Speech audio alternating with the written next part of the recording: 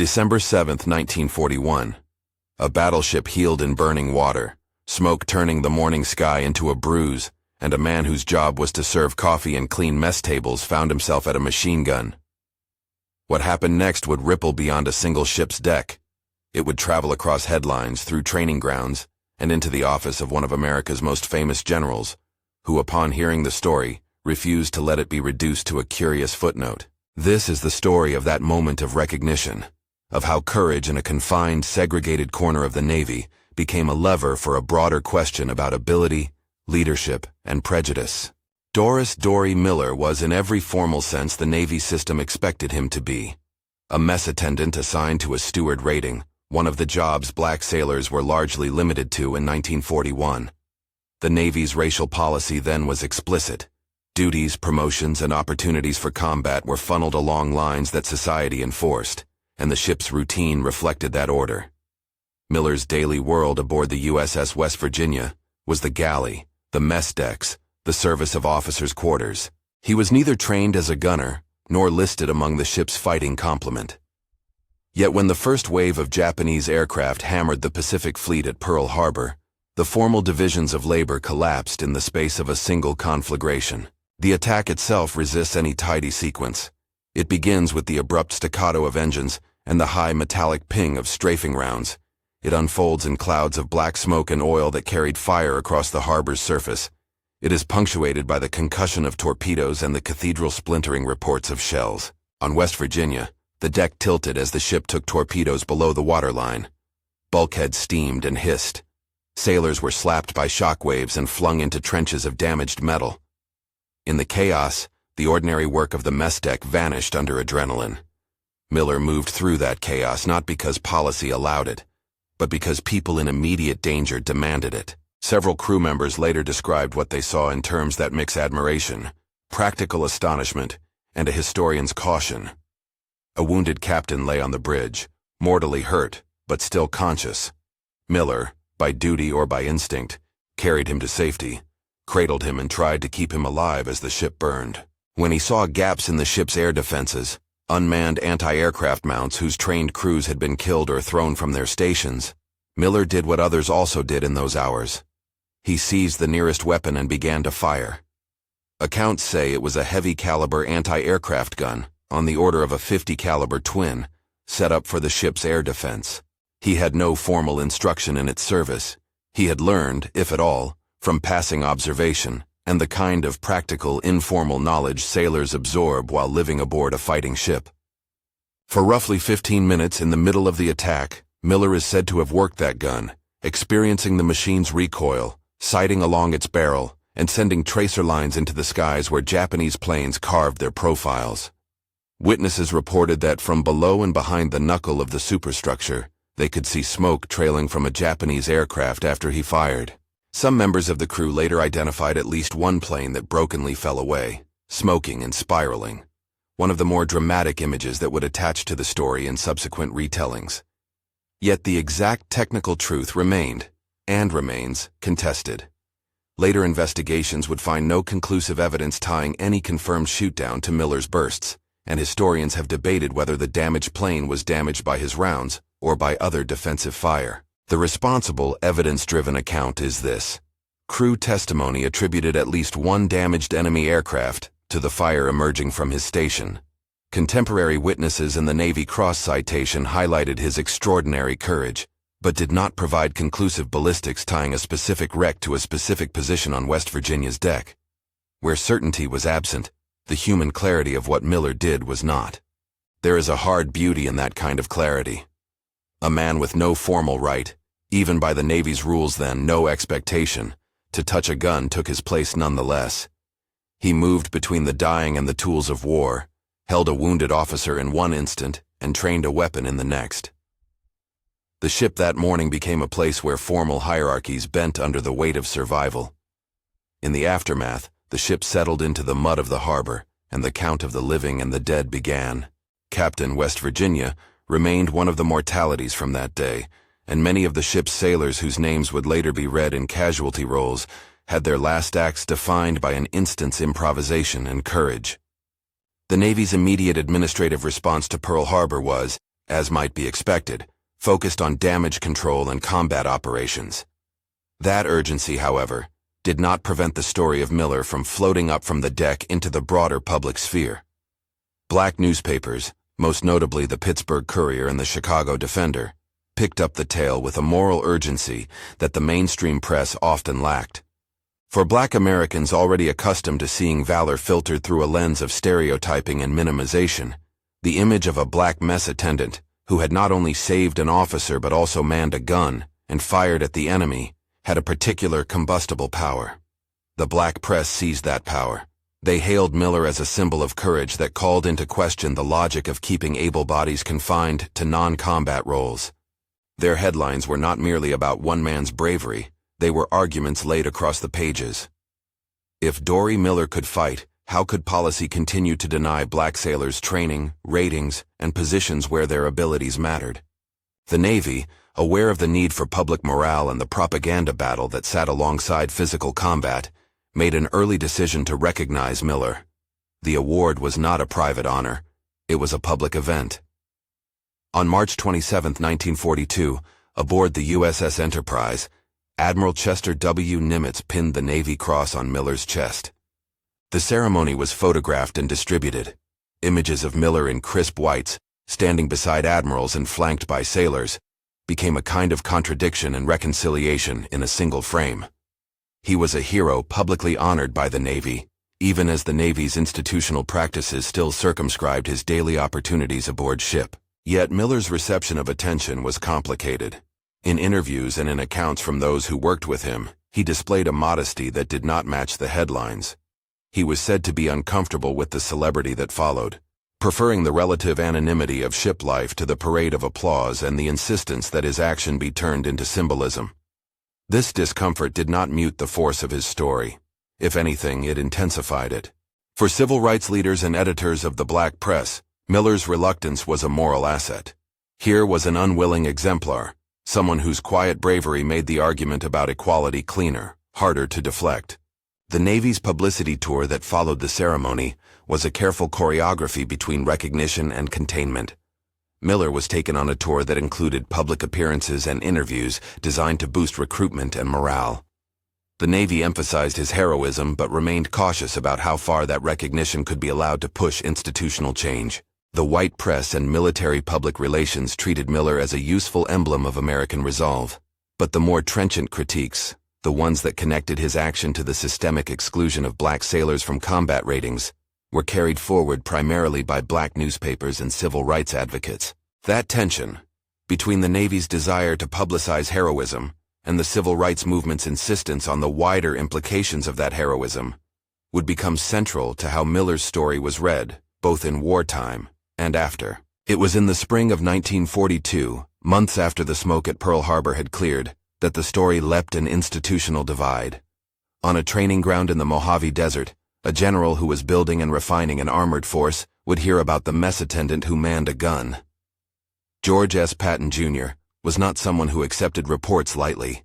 His appetite for aggressive action, his view of soldiering as an art informed by individual courage and discipline, shaped everything he touched. The tale, offered as a detail in a staff briefing, entered his attention the way a bright object catches the eye, briefly, and then insistently. Patton's reaction, as recorded by staff and in subsequent accounts, moved through stages. Initially there was skepticism. The idea that a cook had taken up a gun and shot down an aircraft sounded like propaganda, or a wartime anecdote inflated for headlines. But he asked for the reports. He read witness statements and the summary of events, and the skepticism that began his reading shifted toward admiration. The simplicity and directness of the act appealed to him. An ordinary sailor, placed into an extraordinary moment, rising to the occasion. Where others might have been tempted to classify Miller's act as a propaganda creation, Patton classified it differently, as training material, an example of how courage and improvisation could win time, preserve lives, and influence battle outcomes. Patton did not simply admire in private. He took the story into his work. He ordered his staff to compile full accounts to preserve the record. He folded the narrative into the curriculum he used with officers and troops. The point was blunt.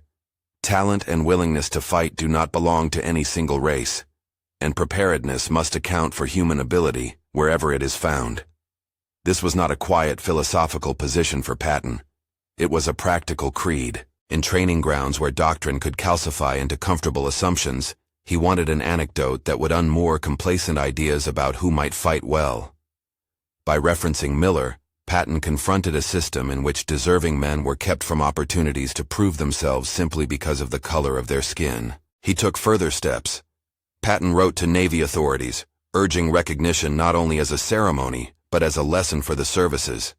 The letter, paraphrased in contemporaneous records and later accounts, did not demand sweeping policy edicts. Instead, it insisted on a basic point: ability should matter more than prejudice when lives are on the line. He pressed for clarity and for the Navy to report the facts fully, and he intended the documents to travel beyond mere bureaucratic files. He wanted his soldiers to see the story, to understand that when the war blurred ordinary roles, courage would be the main currency on the field. That posture, a general of Patton's stature, insisting that an example like Miller's be treated as a training tool and a rebuke to institutional assumptions, began to change how certain officers spoke about race and ability in private and in public training rooms. Patton's advocacy landed in several contested spaces at once. In the Army, commanders were watching for any useful examples to sharpen the morale and fighting spirit of new divisions. In the Navy, leaders were navigating the line between publicity and policy. Among civil rights activists, Patton's interest in Miller's story was mixed news. On one hand, he was a high-profile figure whose endorsement validated arguments that Black Americans had been fighting capabilities. On the other, his motives could be read as purely utilitarian. An admiral's decoration into lessons for white officers did not automatically guarantee equal opportunity for black sailors. Still, Patton's action mattered because of the weight a general's voice carried. He had the habit of converting anecdotes into doctrine. When he made a point of a single sailor, he pushed the Navy's narrative toward a broader question it had tried to sidestep. Meanwhile, Miller's life went on with the awkwardness of someone pulled unwillingly into the spotlight. After the Navy Cross and the parade of public appearances, he returned to shipboard service. He was no longer anonymous. His face, his actions, and his name had been printed across the country. But the Navy's structural constraints remained. The broader policies that channeled black sailors into steward and service ratings did not dissolve overnight because of one medal or one general's admiration. The publicity applied pressure, however. It pushed commanders and policymakers to ask whether such institutional rigidity made sense in a total war that demanded every available talent. The black press, civil rights leaders, and a portion of Navy leadership used Miller's story to press for changes in assignments and ratings. They argued that it was inconsistent, even counterproductive, to celebrate a black sailor's courage in one breath and deny him the training and positions that would make that courage more effective in another. The conversation was not abstract. It mattered to the conduct of war and to the lives and careers of thousands of sailors. The argument gained traction in the corridors of military bureaucracy, in part because of its moral logic, and in part because incidents like Pearl Harbor demonstrated the tactical cost of keeping able men away from duties for which they were suited. As the months passed, Miller's image became more complex. He had been celebrated in photographs and newspaper columns, lauded for his calm under fire, and for the immediate practical good he had done. Civil rights activists used his story to demand access and recognition. Some white officers used the tale to instruct and reform their units. Patton used it as a clarion call in training rooms, an illustration that leadership should draw on ability rather than racial preconceptions. The Navy, for its part, had to balance the practical benefit of promoting wartime heroes against the institutional inertia of segregation. Publicly, the Navy's commendation signaled a begrudging recognition that black sailors could and did perform valiantly. Institutionally, however, the pathways for naval advancement remained constrained and contested. This was the context in which debates about valor and equality found a new vocabulary. Miller's action could not, by itself, restructure the Navy. But the story did something else. It punctured a complacent narrative the services had been able to maintain. That racial segregation in ratings was an internal harmless order that did not touch combat effectiveness. The argument that a segregated structure had tactical costs began to gain ground because men like Miller had shown, in stark terms, that the capacity to fight was not contained by lines on a ship's roster. By the time Patton had folded Miller's story into his training doctrine, the narrative had become a pleat in the larger fabric of wartime change. It would be easy to overstate the immediacy of reform. Policies did not flip overnight. But the presence of a figure like Patton pressing the point mattered politically and psychologically. In training grounds and staff rooms, stories matter. They shape expectations. They normalize exceptions that then become precedents, and they harden into procedures over time. Patton's insistence that Miller's example be known to soldiers and officers alike turned a newspaper anecdote into a tool of institutional persuasion. What the Navy did in public was to celebrate Miller's heroism. What Patton did was to make the celebration tactical, to use it as a case study, a provocation to re-examine entrenched practice. Both gestures were important, but they were distinct. One was a ceremony, the other became a rehearsal for change. That distinction is crucial for understanding how individual acts of courage can begin to shift the arc of institutional behavior. First, a public recognition that places the act on record. Second, a strategic use of that record by leaders who have both the authority and the will to push for adaptation. There were counters and complications. Skeptics in both services worried about morale if regulations were perceived as being ignored or suddenly altered. Others in politics and the military feared that wartime exigency would provide cover for permanent social change that wartime unity might not sustain. Meanwhile, Miller himself remained at the center of a maelstrom he had not asked to create. He was a man whose life trajectory, from the galley to a decorated public figure, had been made emblematic for debates far larger than he was. That emblematic quality, while powerful, risked compressing his personhood into a symbol that could be wielded by advocates on all sides. It is worth pausing on that human dimension. Photographs of Miller in dress uniform, standing by admirals, show a young man whose face is not the mask of triumphant fame.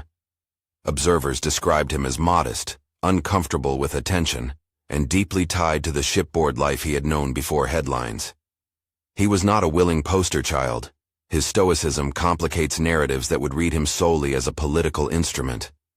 Yet his sameness, his continuing preference for simple sailors' rhythms, made him an even more potent figure to those arguing for change. Here was a man who had been celebrated for courage, but had not sought it, and whose life could be improved by policy reforms that allowed men like him to rise by merit rather than remain boxed by assignment. While the public conversation churned, the war continued. Ships were repaired and resupplied. The Navy trained replacements and adjusted tactics. In the midst of that movement, Miller returned to sea duty. He left behind the glare of publicity for the rhythms of the fleet, even as his story continued to travel through training rooms and newspapers. In a way, the arc of his life after Pearl Harbor encapsulates the complicated interplay between individual heroism and institutional inertia. Recognition without comprehensive structural reform, symbolic victories that predate policy changes, personal modesty set against public demand for justice. The narrative pivot, the moment the title asks us to dwell on, is not simply the act on West Virginia's deck, but what a leader did when he learned of it. Patton's response was emblematic of a certain American wartime ethos, the ability to identify, to praise, and then to weaponize example for institutional improvement. He could have admired in private. He could have let the Navy's public ceremony stand as the final punctuation. Instead, he folded the story into training doctrine and into administrative pressure. That choice is where the personal and the political mesh. A general's attention can amplify a single act beyond the ordinary circulation of newsprint and photograph.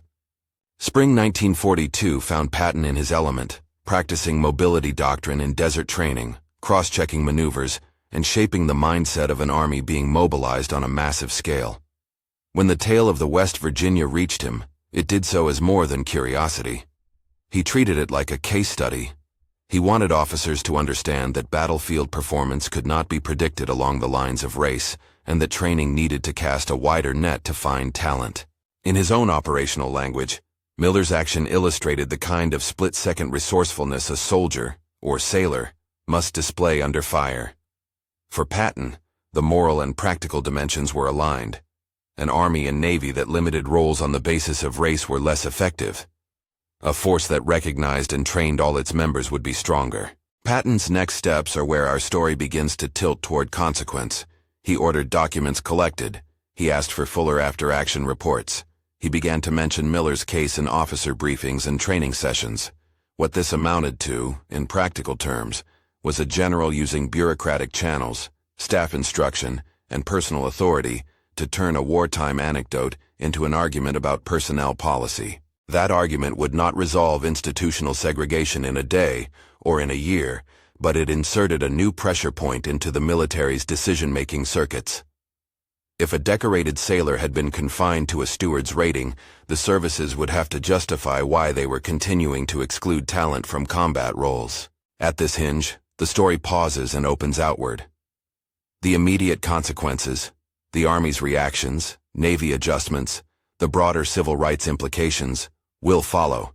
But the first movement is clear. A man from the galley acted in an hour of crisis. His action was recorded and honored. A powerful general heard the tale and decided it was worth making into more than a headline. That decision bridged a single act to the machinery of institutions. It is the moment when admiration became advocacy, and when a moral question about who could fight turned into a practical campaign within the ranks of one of America's most influential military leaders. Patton folded the tale into a curriculum of consequence. He was not content to let Miller be a photograph in a paper, a ceremony in a harbor, or an anecdote people nodded at and then shelved. The general, who believed doctrine must be hammered by example, ordered the records pulled together: witness statements, ship logs, after-action summaries, and the Navy Cross citation. He wanted the story written into the training rooms where habits were taught and assumptions were reproduced. For Patton, the point was operational as much as moral. If war was about saving lives and winning engagements, then the services could not afford to keep able men on the margins because of an institution's prejudices. In officer briefings and staff talks, Patton turned the episode into a device for instruction. He asked young officers to consider the cost of missed opportunity. If a ship's defense relied on a small band of specially trained hands, and those hands were suddenly reduced by casualties, who would fill the void? He urged commanders to ask whether a rigid system of assignments, one that had consigned black sailors largely to steward and mess duties, made sense in a total war that could strip the veneer of peacetime roles in an instant. In his language, which staff recorded as blunt and utilitarian, having a story like Miller's in the files meant that commanders could no longer plead ignorance when confronted with the mismatch between human ability and occupational assignment. Patton's interventions did not convulse the Navy into immediate transformation, but they shifted the conversation inside military circles. When he took Miller's example into the desert and into the classrooms of new divisions, he used it to unsettle assumptions. Officers who watched him lecture later reported that he framed the issue not as charity, but as calculus. A better trained, more flexible force would reduce casualties and increase effectiveness. His voice mattered because it carried operational authority. His comments made it harder for other officers to dismiss calls for broader training and reassignment as mere social agitation. In private correspondence and in paraphrased notes that made their way into service files, he insisted that the services document such occurrences, not so that a single act would substitute for policy, but so that the services could learn from the realities of combat. That instrumental framing, turning Miller's action into a teaching case, was itself a political act. It handed civil rights advocates a new kind of evidence to press their cause. Not only moral arguments that segregation was unfair, but practical claims that segregation could be a liability in combat. Black newspapers and advocacy groups amplified Patton's interest while remaining cautious. The Pittsburgh Courier and the Chicago Defender reported that a prominent white general had acknowledged the competence of a black sailor under fire. They framed Patton's reaction as a sign that arguments for integration were finding traction in places that counted. Yet civil rights leaders also knew that a general's tactical appreciation did not translate automatically into policy change. They continued to press for openings in ratings, for expanded training, and for the removal of arbitrary barriers that limited career advancement. Within the Navy, the reaction was uneven. Some commanders welcomed any argument that would prod greater efficiency in personnel assignments. Others worried about morale and the perception of breaking long-standing regulations in the middle of a war. Bureaucracies move cautiously under strain, and change required more than anecdotes. Still, Miller's story, coupled now with the imprimatur of a figure like Patton, created pressure points. Requests for fuller reports were routed through staff desks, and conversations about opening certain technical and combat ratings to black sailors, already percolating in some capitals and bureaus, were given new urgency. The Navy's public posture remained careful. It praised Miller, awarded the Navy Cross in a widely photographed ceremony aboard the Enterprise, and sent the young sailor on a publicity tour intended to inspire recruitment and morale. Behind the scenes, however, the bureaucratic gears were grinding in ways that might, over time, shift openings and expectations. What the story did immediately, besides buoying wartime morale and offering a symbolic counterpoint to segregation, was to create a template for interpreting individual acts as evidence. Commanders and policymakers, who had long relied on customary roles to structure service life, now faced recorded instances where those roles had been improvised under duress, and improvised effectively. In training, leaders could cite Miller as a reason to prepare all sailors for the possibility of combat duties. In staff rooms, officers could use the anecdote to justify reallocating training resources. Whether those small shifts would aggregate into structural reform remained an open question. What was no longer arguable was that such examples could be ignored without political cost. Miller's post-ceremony life was marked by a tension between public celebrity and personal modesty. Photographs from the Enterprise show a young man in dress whites standing beside admirals, the Navy Cross pinned to his chest. But those formal images concealed a simpler seam, the life Miller preferred. Those who knew him remembered a sailor who liked shipboard routines, who missed the galley's rhythms when ashore, and who was uneasy with prolonged attention. The publicity tour demanded that he perform a role he had not sought. He answered questions, greeted well-wishers, and took part in events that placed him on a national stage. Reporters pressed for speeches and for accounts of heroism. Miller replied with short, practical remembrances. He did not seek the spotlight. Despite his reluctance, the publicity served a political purpose. Black newspapers used his story as a lever in their campaigns. Civil rights organizations pointed to the dissonance between public honors and institutional limits. They argued that if Miller could fight, then policy should be re-examined so that others would not have to rely on improvised valor to prove their worth. The Navy, conscious both of the propaganda value and the potential for dissension, managed the narrative carefully. Ceremonies and photographs underscored the Navy's public recognition. Internal discussions about ratings and recruitment proceeded more slowly and with the usual bureaucratic hedging. In the midst of that shifting landscape, Miller returned to sea. He was assigned to vessels engaged in the Pacific Campaign, a path that would again place him in harm's way. In October and November of 1943, the U.S. Navy was pressing its advantage in the Central Pacific, and escort carriers like the one Miller served on were critical to operations that required close air support, anti-submarine patrols, and logistical flexibility. The ship to which he was assigned played a supporting but crucial role in the increasing tempo of operations around the Gilbert and Marshall Islands. On November 24, 1943, the carrier was part of a task force operating in the Makin Atoll area when a Japanese submarine penetrated the screen. The torpedo struck with an effect that would be remembered most for its suddenness and brutality. An explosion ignited fuel and ordnance, and the carrier's fate was sealed in minutes. The ship broke and sank. Hundreds of men went down with her. Among those lost was Doris Miller. His body was never recovered. The description of the sinking must be treated with restraint. Survivors reported scenes of chaos and courage amid fire and water. Men attempting to abandon ship, others struggling to account for shipmates, and medics trying to triage what they could. The loss of life was heavy, and the human cost acute. Miller's name appeared on casualty lists. Newspapers carried the grim statistic that the man once celebrated on the Enterprise had been declared missing and presumed dead. For a story that had been so publicly celebrated only a year earlier, the outcome was a stark punctuation. The same war that elevated Miller also consumed him. Patton learned of Miller's death as he continued to shape forces and doctrines on other fronts. Accounts of his reaction, drawn from staff memoranda and later recollections, describe a genuine personal vexation. He had used Miller's story precisely because it was an example of human ability and improvised valor. To see that life extinguished in the relentless machinery of war struck him as a waste of capacity. In private reflections recorded by aides, he expressed both grief and anger that a man who had proved his worth under fire had not been allowed fuller opportunity to develop within the services. That mix, sorrow at the human cost combined with indignation about institutional short-sightedness, added an elegiac note to the campaign Patton had subtly begun to wage through training rooms and memos. The immediate aftermath of Miller's loss did not produce instant policy reversals. The military bureaucracy and the swirl of global conflict kept focus on operational necessities. Yet the death hardened certain arguments. For advocates arguing that the services needed to broaden training and open ratings, Miller's death became, in some telling, evidence of a lost resource.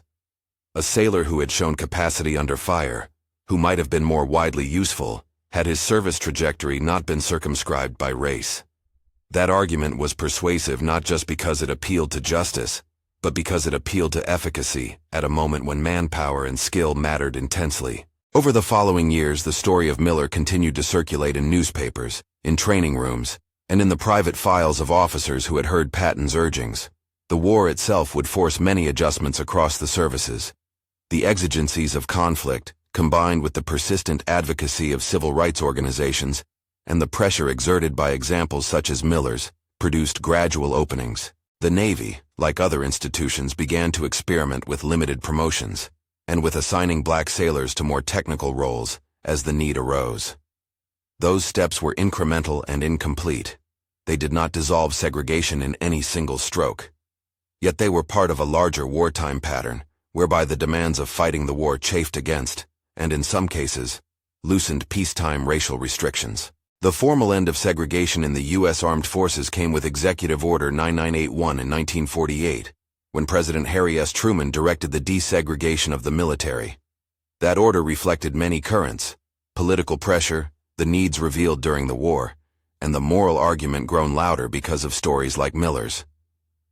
It is important to avoid suggesting Miller's single action caused this watershed moment. The order was the product of multiple pressures and decisions. Still, his story was part of the moral and evidentiary tapestry that made desegregation harder to resist. The effect of his actions and the public conversation they inspired was cumulative.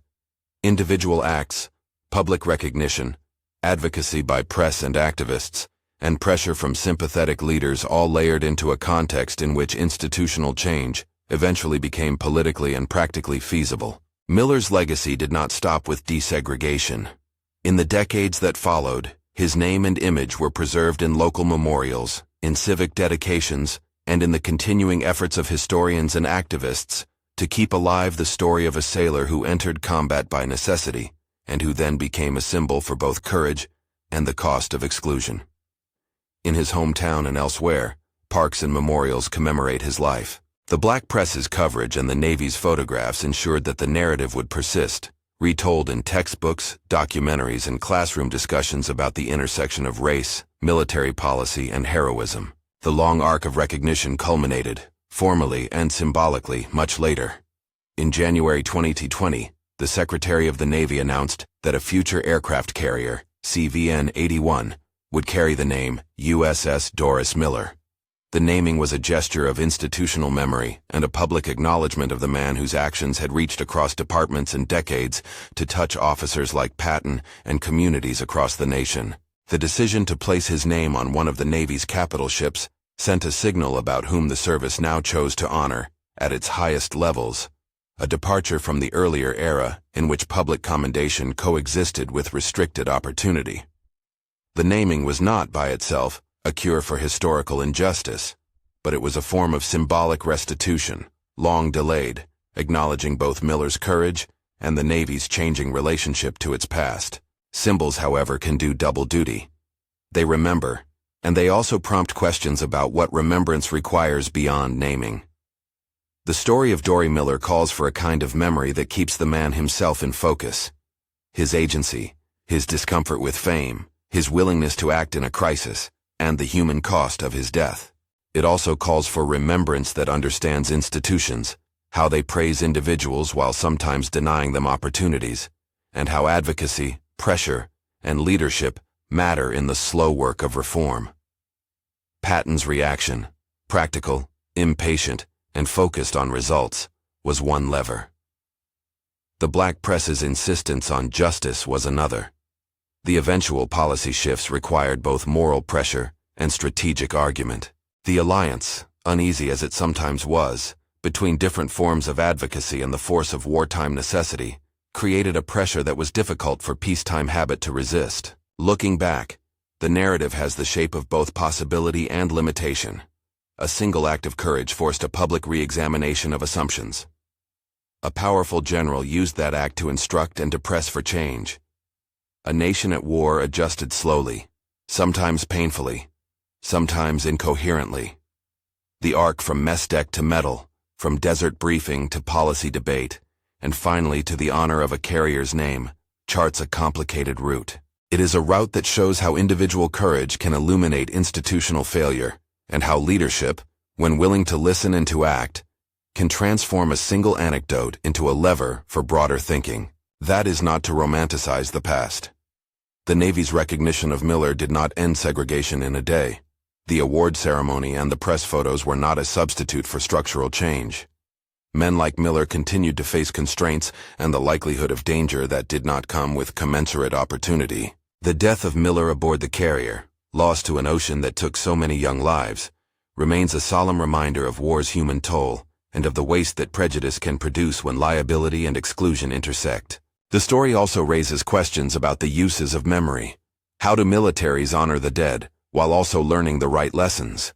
How do institutions reconcile public commemoration with private practices? Patton's role in this narrative is instructive because it models a certain kind of leadership. He heard an account, verified it as best he could, and then used it instrumentally to challenge assumptions and to change training. Whether one admires his motives or not, his actions demonstrate that senior leaders can make a difference by elevating inconvenient truths to the level of doctrine. Today, when sailors and Marines step aboard a carrier bearing the name Doris Miller, they inherit more than a label. They inherit a story that ties together individual courage, institutional hesitation, and the long, stubborn work of reform. The name on a hull cannot rectify every wrong, but it can provoke memory, conversation, and education. It can keep alive the lesson Patton sought to teach in desert classrooms, that the capacity to fight is not defined by the color of a man's skin, but by his will, training, and opportunity. The enduring image that best captures the story's tension is not a medal or a photograph, but a ledger of choices. In one column sits bravery, Miller's improvised action at a gun, his rescue of a wounded officer, his steadiness under fire. In the other column sits institutional inertia, the ratings that circumscribed his pre-war life, the slow pace of policy shifts, the loss that came in 1943. Patton's intervention was an attempt to tip the ledger toward utility, to make courage an argument for change. History shows that such interventions help but do not instantly correct systemic wrongs. They are pieces in a larger mosaic of reform. If there is a practical lesson that emerges from this story, it is the importance of attention. One man's action mattered not only for the lives saved in an instant, but for whom influential leaders noticed, and how they acted upon that notice. Recognition, without subsequent action, can become mere pageantry. Action without recognition can remain blind to individual examples worth emulating. Patton's fidelity to the story, his insistence that officers learn it, that it be preserved, and that it be used, offers one model for how institutions might convert anecdote into argument and argument into policy. In the end, Doris Miller remains both a man and a symbol. He is the sailor who stepped into a role he had not been officially assigned and who acted with courage in a chaotic, dangerous hour. He is also a figure whose life and death helped expose the dissonance between public praise and institutional practice. Patton's reaction, to read, to verify, and to teach, illustrates how a leader can take an example and try to make it do work beyond the immediate moment. The two together, the act and the attention, trace a narrative of possibility and of loss. When modern sailors walk the deck of a ship that bears Miller's name, they carry that dual inheritance. The carrier's commissioning ceremonies and the plaques and programs that recount his deeds are invitations to remember the human who acted under fire, to reckon with the ways institutions have constrained and sometimes squandered talent, and to commit to practices that ensure ability is met by opportunity. That commitment is the best tribute, practical and moral, that can be paid to the life of a man who, in the face of chaos, chose to do what the moment required. If this account has resonated, consider sharing it with others who study history or who serve. The primary sources and further reading are listed in the description. Documents that include contemporary press accounts, Navy reports, and analyses that explore the contested technical questions about the attack. Share the story, read the sources, and let the example of Doris Miller continue to prompt the questions Patton could not ignore. Who do we train? Whom do we trust? And how do we make institutions answerable to the realities of courage when they appear in unexpected places?